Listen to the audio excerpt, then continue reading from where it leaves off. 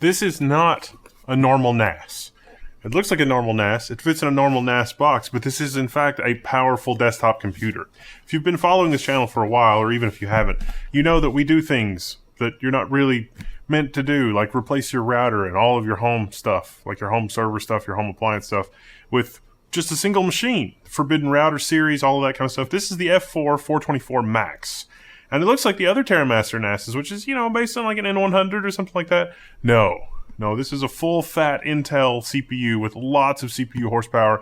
It's made for a lot of memory and a lot of compute capacity with 4 3.5-inch drives. And I've also got some WD Red NAS drives to take a look at here. The non-helium variants, which I'm going to compare to the helium variants. We're going to see how it goes. Let's unpack and see what you get in the box first, and then let's see what we get for performance. The idea here being Intel CPU quick sync, basically. Yeah, basically. But lots of compute cores. What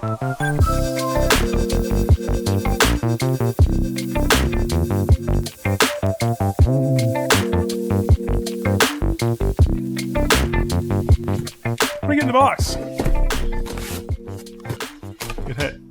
There's my screws. It has a separate 120 watt power brick, so we know at most this little thing's only going to consume 120 watts. Also comes with a handy Cat 6 patch cable, some installation instructions. Like I say, if you're not careful when you're searching for this product, you will find a less CPU horsepower model. At the rear, we don't really have a ton of I/O, but you do have dual 10 gigabit Ethernet plus a 10 gigabit USB Type-C, two 10 gigabit Type-A ports, your power input, and an HDMI out. Can you use this for a home theater? Yes, you can. Removing the drives is easy, or the drive trays, I should say. They are toolless unless you want to use 2.5-inch SATA hard drives, which you definitely could. I mean, 4 terabyte, that's definitely an option. Although you physically waste a lot of room if you do that.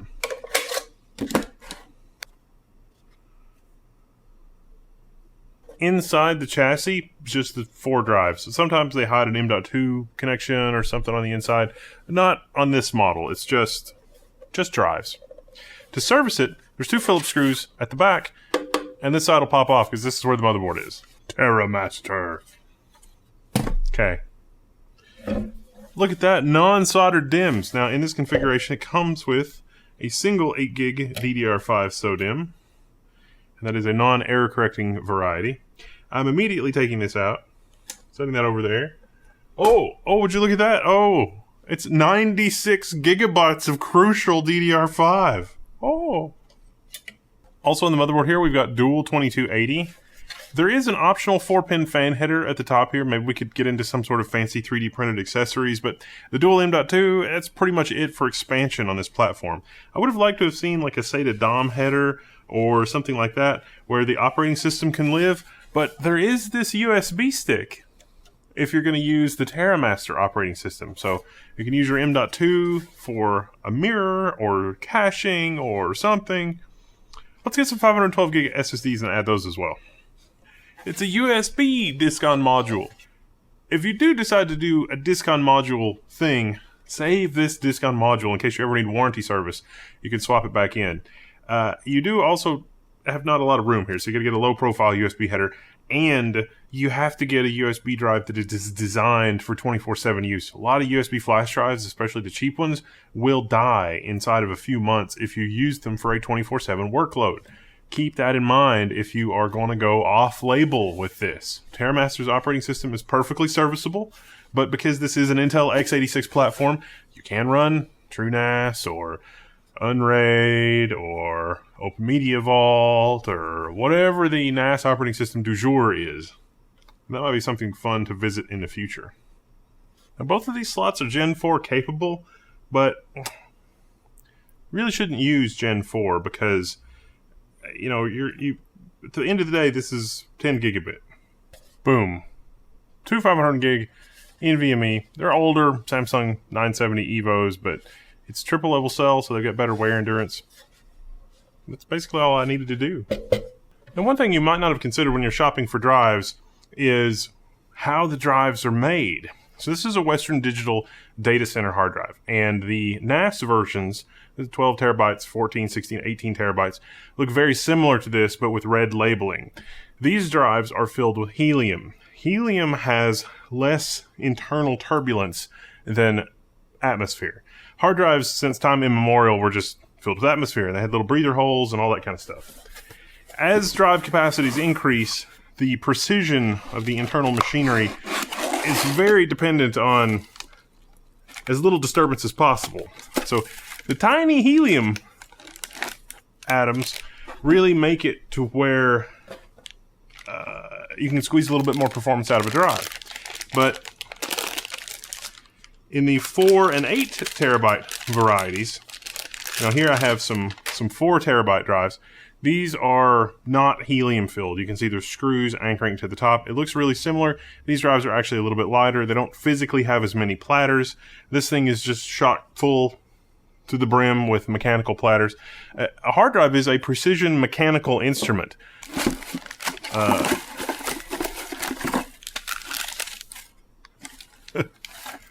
Fun.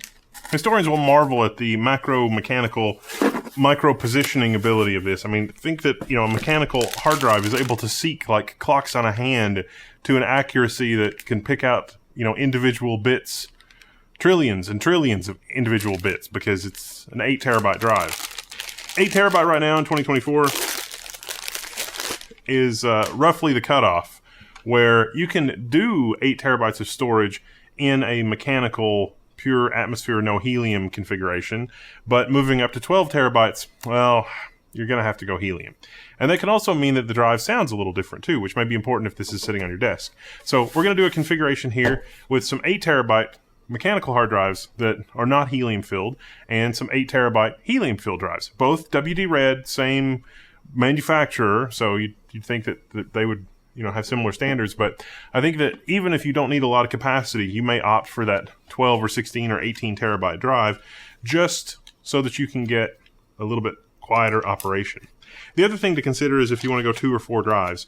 If you go 2 drives, you can have a mirror basically. One drive is redundant with the other. Everything is copied to both drives, and if one of them dies, you're set. With 4 drives, you could do a striped mirror where you have 2 mirrored pairs. That's really good for performance. But most people will probably opt for 1 drive worth of redundancy and 3 drives of capacity, which means that when this thing starts screaming about a dead drive, you really need to replace that drive immediately, because if you don't, you really, really put your data at risk.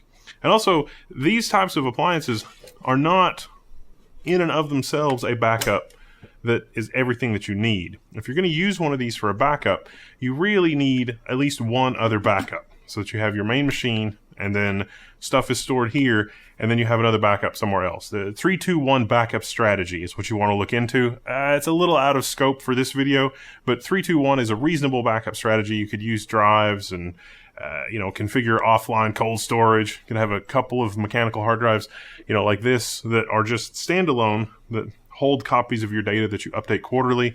Our digital lives are so important, and as much as copyright holders really want to make it to where you will own nothing and be happy, I'm gonna hang on to my copies of Star Trek and everything else until they pry it from my cold, dead hands. So,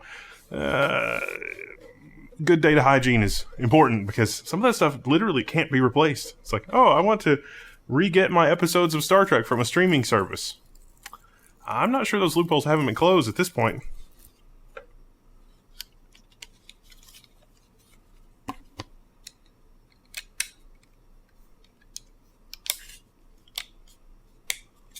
I love a toolless installation.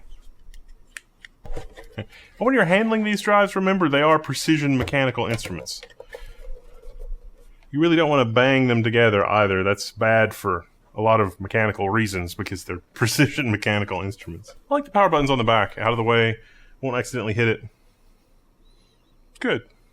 Booting from the init system. Taste the Unixy goodness. Even with the non-helium mechanical hard drives in it, I gotta hand it to Western Digital. These drives are surprisingly quiet for non-helium drives, at least the last time that I tried them. My air conditioner is actually louder.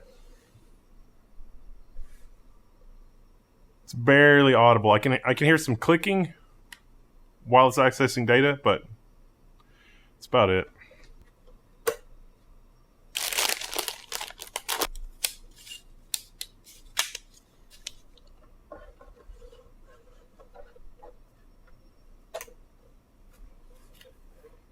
Now, the reason you want to use Red Label or NAS-ready drives versus other mechanical hard drives that may be cheaper is that NAS drives and enterprise drives are designed for 24/7 operation, so that they will be running 24 hours a day, 7 days a week.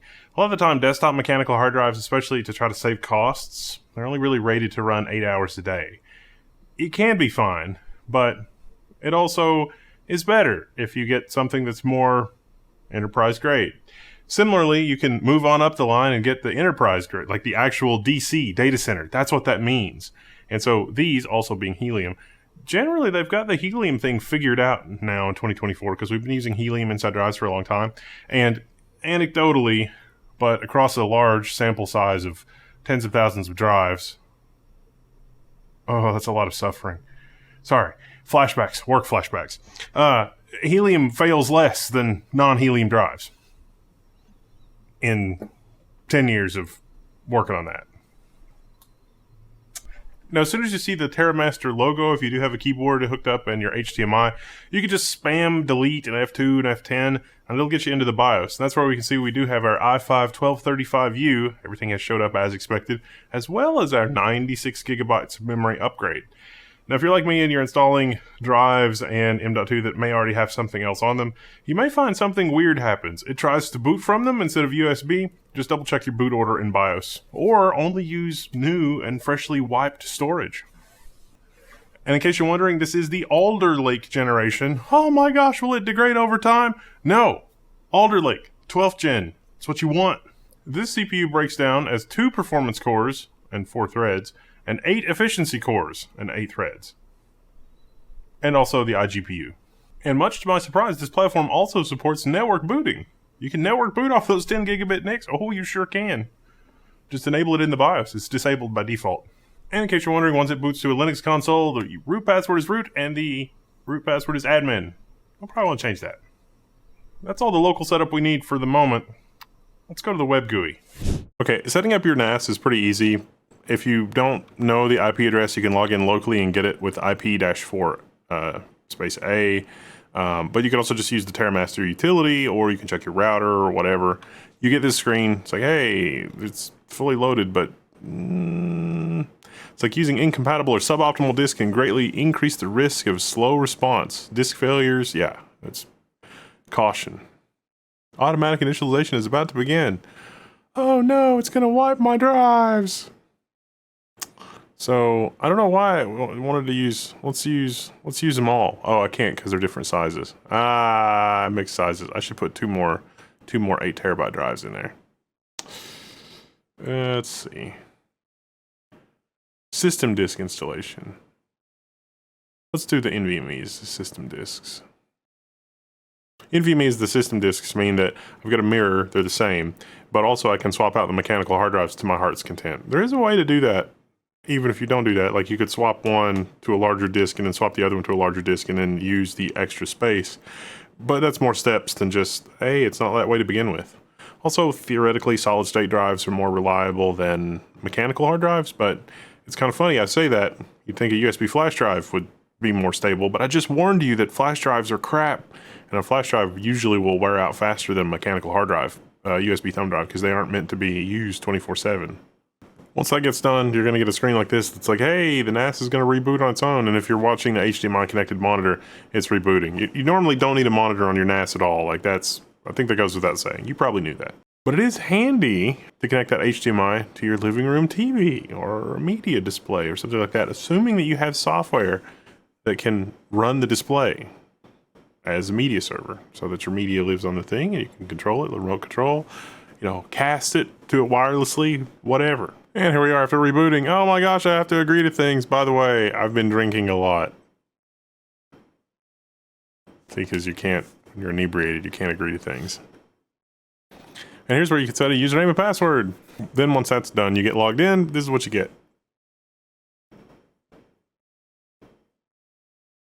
You can install a backup application. This is basically the NAS software. And this is also what you abandon if you want to run something else. And I would encourage you to take a look at TerraMaster's software, like the software package they put together. It's pretty reasonable for most people. In the recommended apps, there's USB copy. You can plug in a USB external hard drive, and so you can back up your NAS onto the hard drive, part of your 3-2-1 backup strategy. There's a lot you should do when you embark on the whole home server thing, but what I'm here to do is to run a virtual machine. I'll also talk for a second about TerraMaster T-RAID. So with 4 bays, it's like, oh, do you really want to start with 4 drives? In our initial configuration here, I've got an 8 terabyte, well, 2 8 terabyte drives and 2 4 terabyte drives. TerraMaster RAID is a software thing still built on Linux MD RAID, sort of, kind of, but it's RAID 5 plus RAID 1, and it lets you mix hard drive sizes a little easier by slicing up the drive into a bunch of pieces, but then making sure that you don't have a mismatch of redundancy information somewhere else. So it basically reduces the amount of wasted space, but it still operates under the assumption that only one thing is going to fail at a time. So keep that in mind. They also are working on T-RAID Plus, which is like a RAID 6 type operation. For a 4-bay NAS, I don't think this makes sense. You're better off with RAID 1 or RAID 10 striped mirror, or, you know, just a singular pool of RAID 1. So basically you could have 2 drives in a mirror and another 2 drives in a mirror and stripe the 2 mirrors together, and that performs really well. Or RAID 5. RAID 6 doesn't make sense with 4 drives because you'd be better off with a striped mirror at a cost of slightly reduced redundancy. In a RAID 6, any 2 drives could fail of the 4, but in a striped mirror, up to 2 drives can fail. But if the wrong 2 fail, you'll lose your entire pool. But the chances of that are low, but you have extra redundancy. You just need to replace the drive as soon as it fails, basically. That's all I'm going to say about that. Virtual machines, virtual tasks. One of the things that comes up a lot there is Docker, and this has support for Docker out of the box. It's like, oh, there's a Docker icon, I'll click on that. It's like, okay, let's go ahead and hit install on that. It does give you some more information about Docker Engine and also Portainer. These are 2 things that I've covered specifically, and it's like, this is the easy button. It really is. So we're going to install both of those things. Portainer is like a web GUI for managing your Docker containers, and Docker is a container orchestration system that is used at very, very large scales. Docker is so popular that Red Hat wrote a clone of it called Podman, because licensing and open source and fun stuff. But the concepts around container management power infrastructure as code. And the other popular setup you can get into is Kubernetes. And I think for Homelab people, this approach with Portainer, just using Portainer as a simple GUI, is definitely the way to go. And a lot of our other tutorials and videos that we have on level 1 talk about Docker and Portainer and setting up containers for that. It's pretty straightforward. There's a lot of content out there on doing really cool stuff. Like the low-hanging fruit thing you should set up is Pi-hole. Pi-hole is whole network ad filtering. It is a dramatic improvement in quality of life, and this thing has enough CPU horsepower and certainly enough memory. 96 gigs of memory is overkill. Let me be clear about that. Like 32 gigabytes would probably be more appropriate, but 96 gigabytes, because why not? 96 gigabytes in this platform will let you do so much with full fat virtual machines as well as containers. The containers are much more lightweight. That's why we're starting with that. But Pi-hole, start with Pi-hole, add Pi-hole, copy paste it into your Portainer setup, and then set that as your DNS server on your network. You may even be able to configure your router to hand out the IP address of your Pi-hole DNS container, and then it's basically zero configuration for anything that automatically gets an IP address from your router. Your router will automatically say, hey, for DNS, use this system over here, and it's your Pi-hole. And then you get all kinds of cool stats about what's going on with your network. And that's only the first thing in this rabbit hole of awesomeness that you're going down. So Pi-hole in Docker, I found a GitHub repository, PromoFox, the MVP here. There's a Git repository that's still being updated fairly recently, a few months ago. It's like, we're going to run Pi-hole in Docker. It's like, oh, we're using Watchtower? See the notes on Watchtower at the bottom of the thing.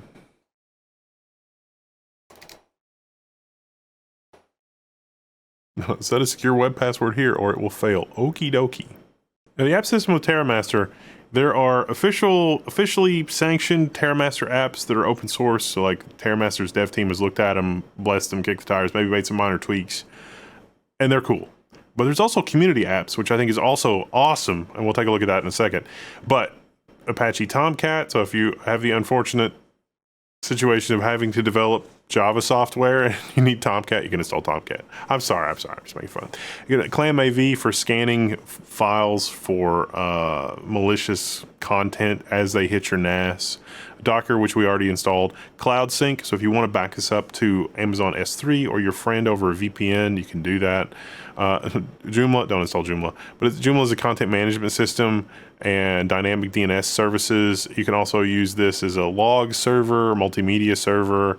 Nextcloud, you can install PHP, Portainer, which we talked about. Surveillance Manager, which, you know, again, Surveillance Manager lets you manage security cameras. This is not exactly open source either. Like, this is a curated application that has a whole other set of requirements and things you can go down, but having all of the horsepower of this, Surveillance Manager is going to run a lot better on this i5 than it would an N100 or even an N305 based solution. A Photo Manager, a sync client for syncing to other TerraMaster NASs, like maybe you have this one but you have a more expensive one at work. USB copy, which we talked about previously.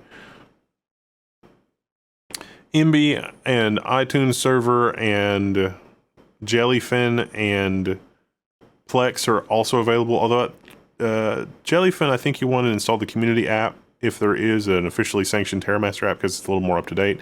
iSCSI, if you would like to use your TerraMaster as an iSCSI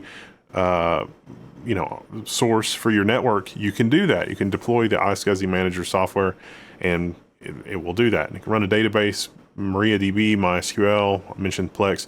BitTorrent, if you'd like, to use the smaller drives for BitTorrent volume, and then once everything is reassembled for BitTorrent and put it on the other one, you can do that. Although if you're going to do that, I'd suggest you also install your VPN software and connect your TerraMaster to a VPN so that you're torrenting from somewhere far away and you've got an encrypted tunnel back here. And then you can just drag your torrent files or your magnet files to a share on the network, and the NAS does it, and your machine doesn't have to worry about it. And then it's bing whenever it's done downloading the torrent and the file is reassembled, which is sort of awesome. You can also install VirtualBox for virtual machines. It is possible to do lighter weight virtualization with KVM on this, but for now it's like, let's just install VirtualBox, because you get a web GUI with VirtualBox as well. Now, the community apps thing, while we're waiting on the virtual machine thing to install, these are the popular apps and the newest apps from the TerraMaster community. So there are a lot of people using TerraMaster NAS solutions that are very happy with them. And it's because of those people and because of the videos where it's like, I just wish we had a little bit more CPU. This is exactly the same model as another TerraMaster NAS. The only difference is that they've crammed in a lot more upgradability and a lot more CPU. If you're just buying a TerraMaster NAS, you literally don't need it. So it doesn't make sense for them to make it as a product, except for the DIY customer, the person that is going to push the envelope of what the system is capable of, because you really don't have a ton of headroom with the other CPU solutions, but with a CPU solution here, I mean, even 2 performance cores, like I want more performance cores, but you got 8 efficiency cores, and those are nice. Those are as fast as Skylake Era Xeons. So if you had a single socket Skylake Era Xeon with 8 cores, this little thing is going to be faster than that. And those were one of the most popular builds on the Level 1 forum going back 5-6 years. Or those really old, socket 2011, like the original socket 2011 based Xeons. And those old Xeons, they were not friendly in terms of the amount of power that they used. This thing with 4 drives in it, it's like 45 watts. At idle, it's like 22 watts, which is, that makes sense. The CPU is really designed for mobile applications. A lot of the options in BIOS are around the mobile platform, but fine. I would call special attention to Jellyfin, WireGuard, probably also Tailscale. Got some interesting content coming up with Tailscale that I think you'll like. Watchtower and Home Assistant. Home Assistant is the cornerstone of your next home automation project, and all of that will run here and run really well. Calibre book server, also very nice. Logitech Media Server. Now, TerraMaster does also monetize their community. So again, you can DIY all of this yourself with Portainer and with virtual machines. But if you want to, do the membership thing, there is different membership levels, and there are some things to watch out for here in terms of like, wait a minute, I want to actually download this. So, anywhere from €9 a year to €49 a year. Now, I registered for the community. I haven't paid a dime. And one of the things that I really like about this is that the people that participate in the community, you can give them money. So like PairDrop, which is an airdrop thing that'll turn your NAS into, it's like, oh, I can just airdrop files to my NAS.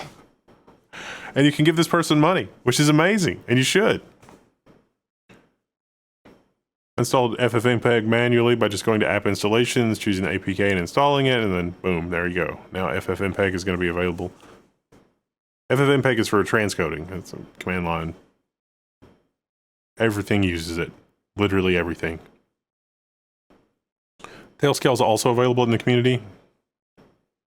This is like... Aww. Tailscale is also available in the community, but if you download too much from the community site, that's when it asks you to pay. Or wait 5 days. So, yeah. But keep in mind, you're probably not going to need to download things very often. So let's go to the virtual machine thing. There we go. Okay. Here are our apps. Let's see, installed. And we can open VirtualBox. Interestingly, the VirtualBox installer is just admin. It doesn't actually follow your username and password. And we can see that it can access all 96 gigabytes of the host's base memory, which is awesome. And it can see the storage and the network side of things. Yeah, so we can create a new virtual machine. So like here, it could be Windows, it could be Linux, but keep in mind, 8 efficiency cores, 2 performance cores.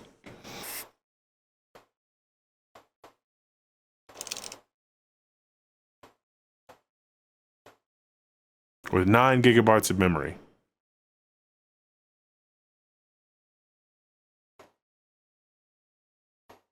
You can even choose what kind of hard drive type you want. I'm going to choose VHD just to make it a little more portable out of the VirtualBox ecosystem, but even that's not really true. A lot of the command line utilities that exist for converting these are quite mature at this point, mostly.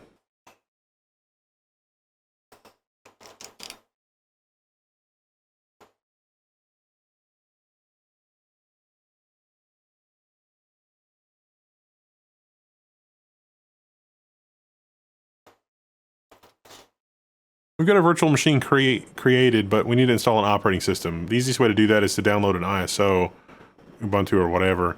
You can go to settings and storage, and mine automatically had the little CD-ROM icon for here. You can hit the icon for this and do choose virtual optical disk file.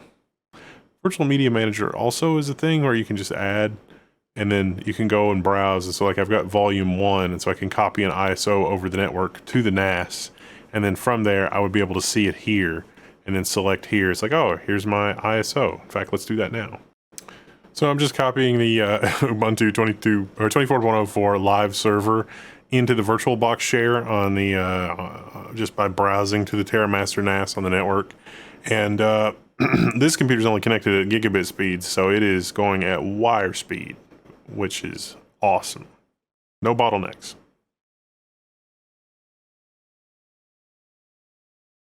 Hey, there it is, Ubuntu. Look at that. And now it's going to be there, and I'm going to hit OK. And then we're going to double click on this, or not double click on it, I guess we're going to hit start. But I want the console. With this? No? It's been a while since I've used VirtualBox. Ah, console, right there. Look at that. Oh, Flash plugin. Yeah, you can tell VirtualBox software has not been updated in a while. Unfortunately, it also exposes VNC, so, you know, 9100 to 9200 is going to be mapped there, so you can just use VNC and connect to this, and then you'll have the display that way.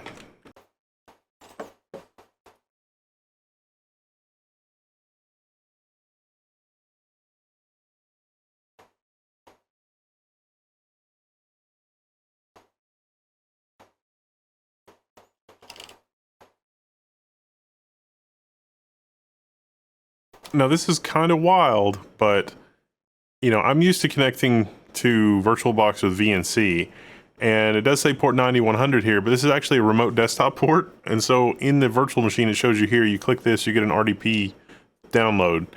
For some reason, the RDP file was not working from Remina. I don't know if that's how you pronounce it. That's the remote desktop thing for Linux. But strangely, it worked fine from Windows remote desktop. So... but VNC did not work. I don't know why.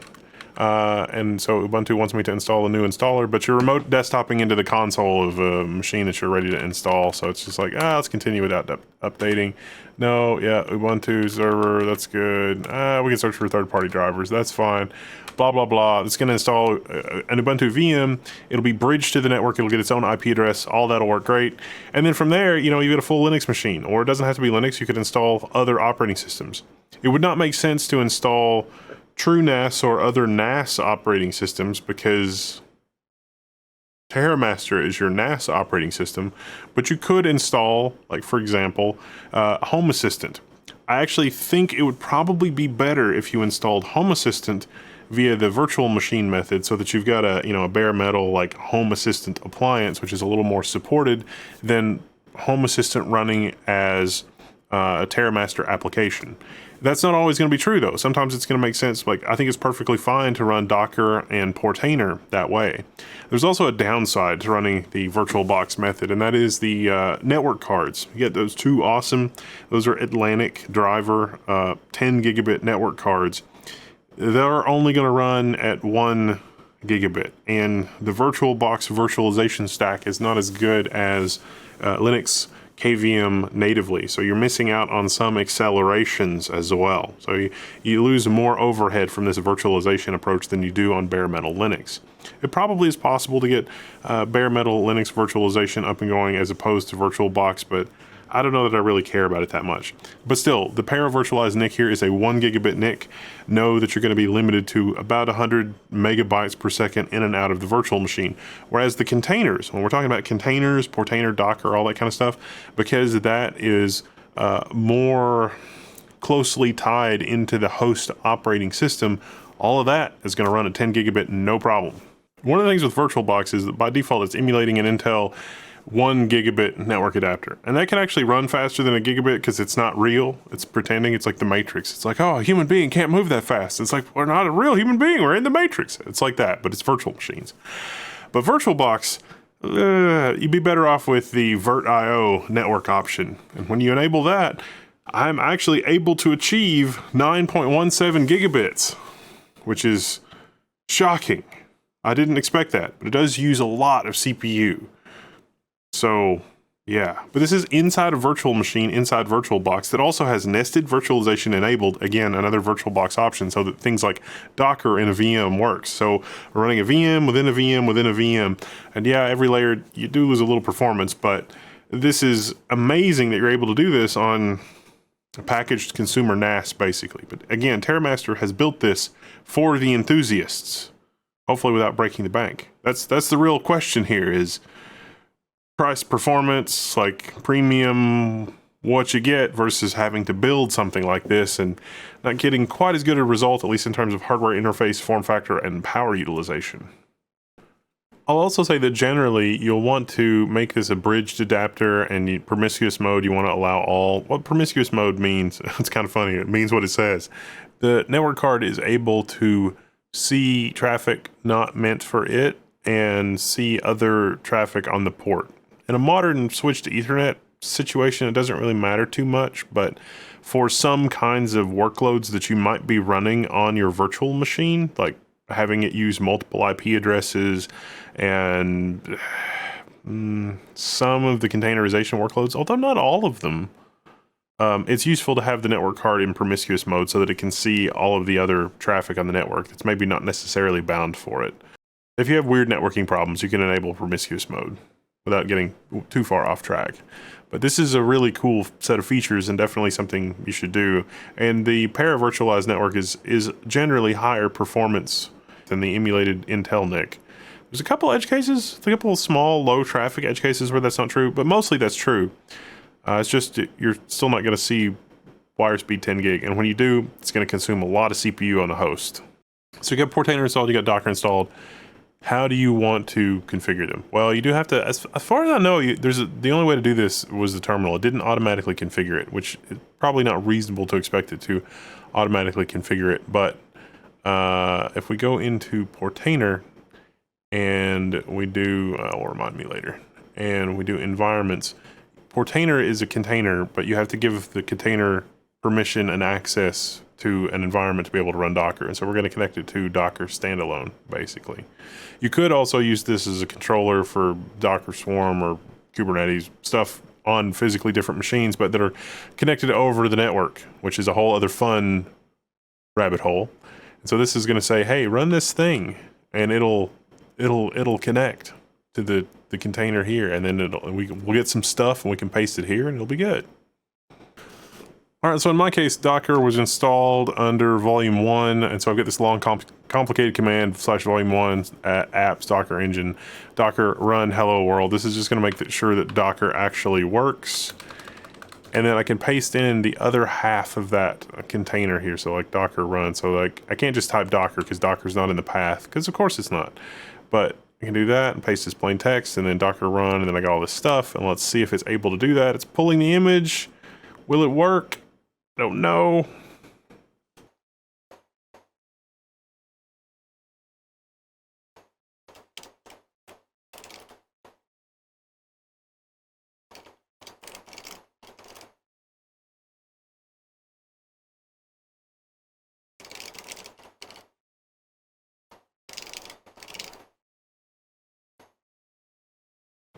And then it should say environment created. I called mine TerraDocker. There we go.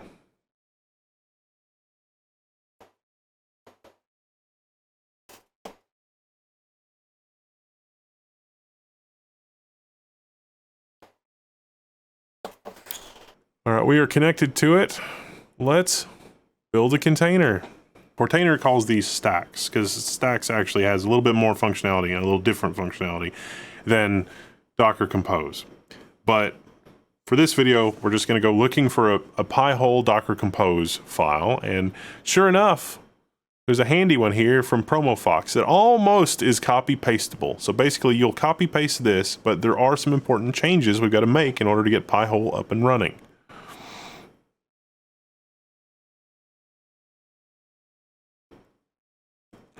So we go to stacks and we go to add a stack, and we give it a title, and we paste it in here. But what we need to do is we're not going to use Pi-hole as a DHCP server, an automatic configuration for your network server. That's probably too much. DHCP is the thing that when you plug your computer in and it just says, hello, anybody there? It's the thing that responds, assigns an IP address. Typically, it's your router. We're going to comment that out because we're not looking to replace your router today. We are going to listen on port 53. That's the DNS port. So if something asks your computer to look up converting a name like google.com into an IP address, it's running on port 53. And then it also wants to listen on port 80 so that there's a web management GUI. We're not going to listen on port 80 because the TerraMaster software is already listening there. We want to listen, we want to listen on port 8080. And the time zone is fine. And then lines begin with a number sign or comments. And so we're going to change the password. And you want to actually pick a secure password, not what I've picked here. And this is going to map /etc/Pi-hole and these directories. I think these directories actually should probably be TerraMaster URLs like under a volume somewhere, but for now it's probably fine. And because we're not going to run a DHCP server, we comment out those two lines there as well. And then with that, we should be able to deploy the stack. Once you do that, you should get this. You should hopefully get a success message. If not, you can hit me up in the forum.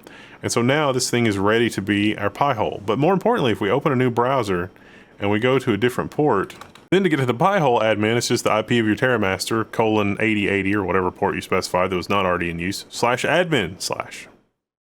And this is the Pi-hole web GUI.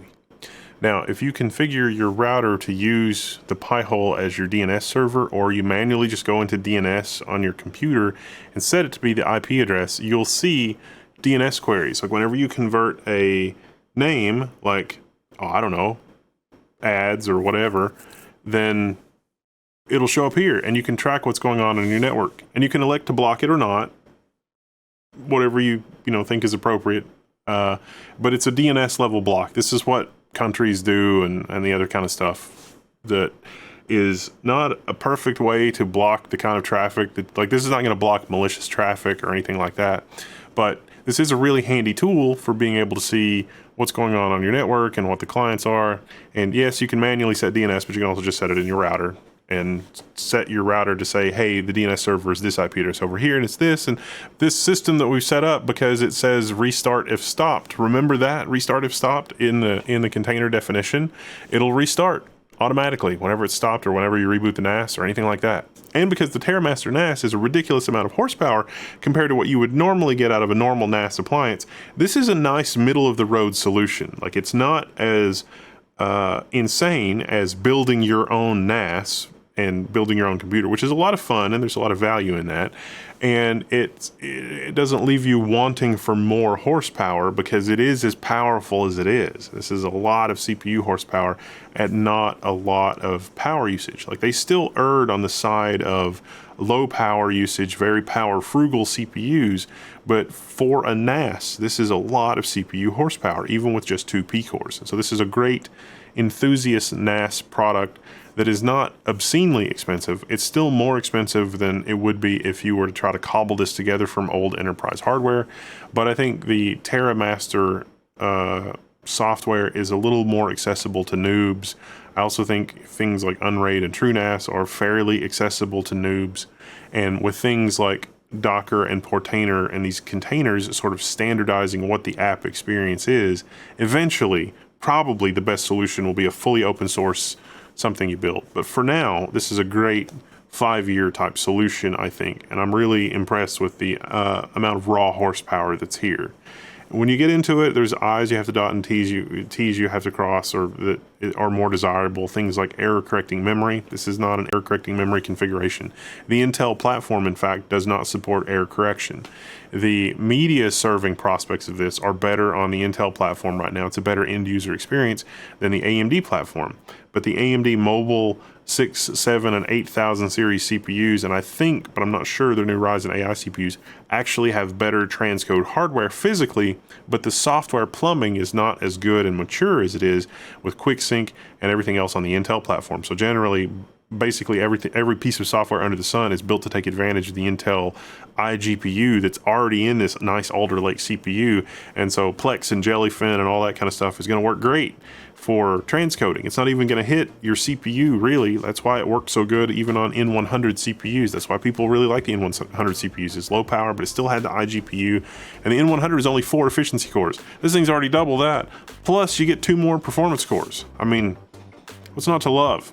And one of those level 1, this has been a quick look at the TerraMaster NAS Max. And it's Alder Lake 12th gen i5 CPU. And this was a lot of fun. I feel like that this is not going to be the last time that we see this NAS. We need to do some other projects. It's basically a computer in a box, but it's little and it's quiet and it doesn't use a lot of power. All right, let's chat in the forum if you want to see some more stuff with this. And what do you want to see? All right, I'm signing out and I'll see you there.